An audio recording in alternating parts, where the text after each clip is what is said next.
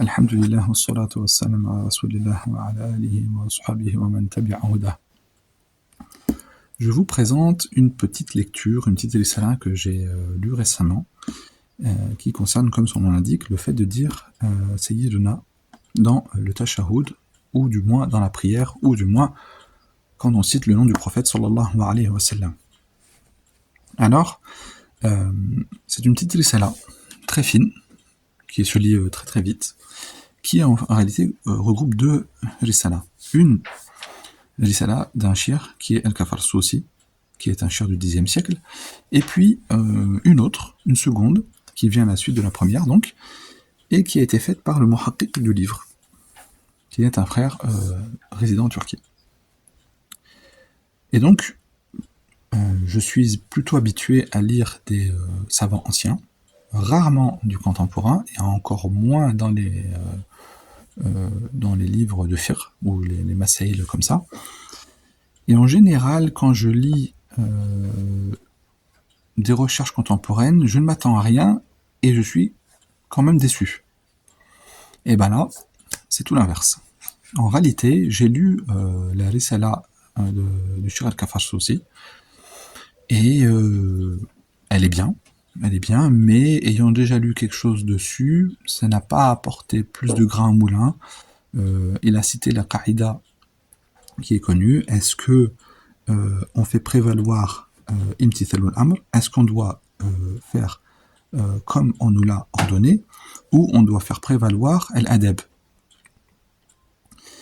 Et c'est une qaïda que j'avais déjà vue avec la divergence qui existe, et voilà, ça là est basé sur ça, et puis beaucoup un peu sur un peu le fait de dire, bah voilà, si quand vous parlez à vos gouverneurs, vous les encensez, donc pourquoi vous ne feriez pas pareil pour le prophète sallallahu alayhi wa sallam?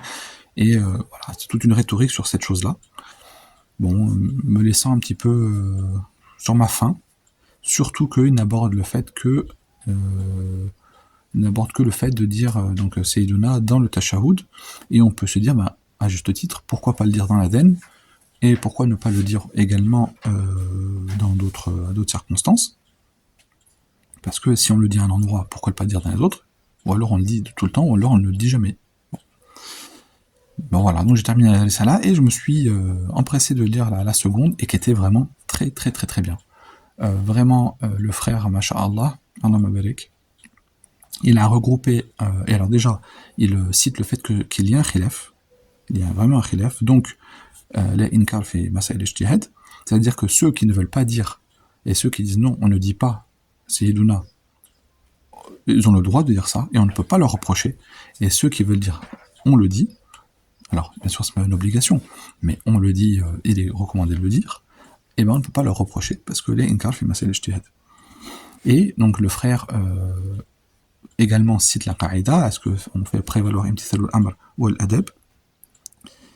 Mais il va plus loin, il cite aussi le khilaf. Alors, par contre, il se limite, comme son nom l'indique, au madhab shafi'i. Il ne veut pas s'étendre aux autres madhab, il parle du madhab shafi'i en particulier, et il va citer que dans le madhab shafi'i, il y a quand même 5 positions qui sont tenues par des grands savants. L'interdiction, par exemple, qui est tenue par Ibn Hajar al-Asqalani, entre autres, et ça va jusqu'à la recommandation qui est retenue par beaucoup de savants du madhab shafi'i.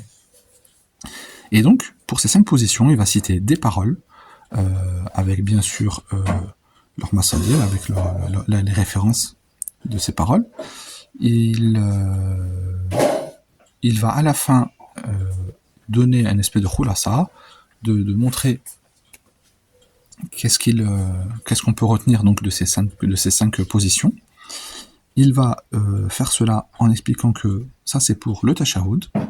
Dans le tashahhud, est-ce qu'on dit Sayyiduna Muhammad sallallahu alayhi wa sallam? Et puis après, il va parler de la partie pour l'adhan, bon, qui sera beaucoup plus réduite, parce que sûrement que les paroles ne sont pas énormément.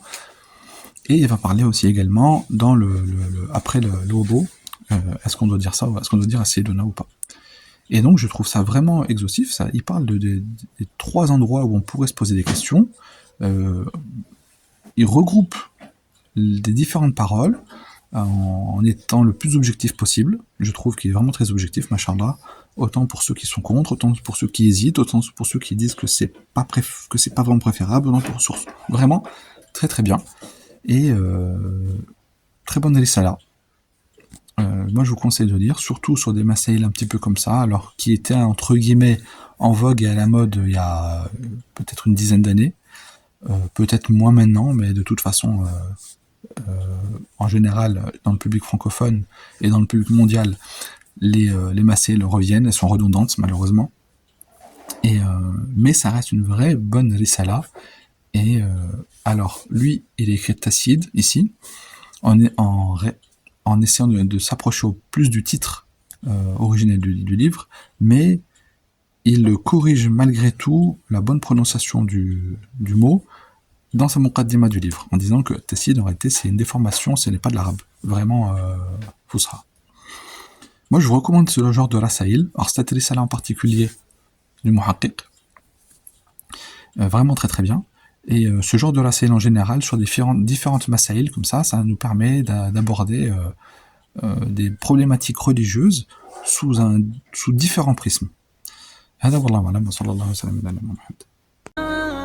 معنا نهج حياة جئنا تبصرة عن كل ضلال أعددنا بضع رسالات تحمل نورا للأجيال معنا نهج حياة جئنا تبصرة عن كل ضلال أعددنا بضع رسالات تحمل نورا للأجيال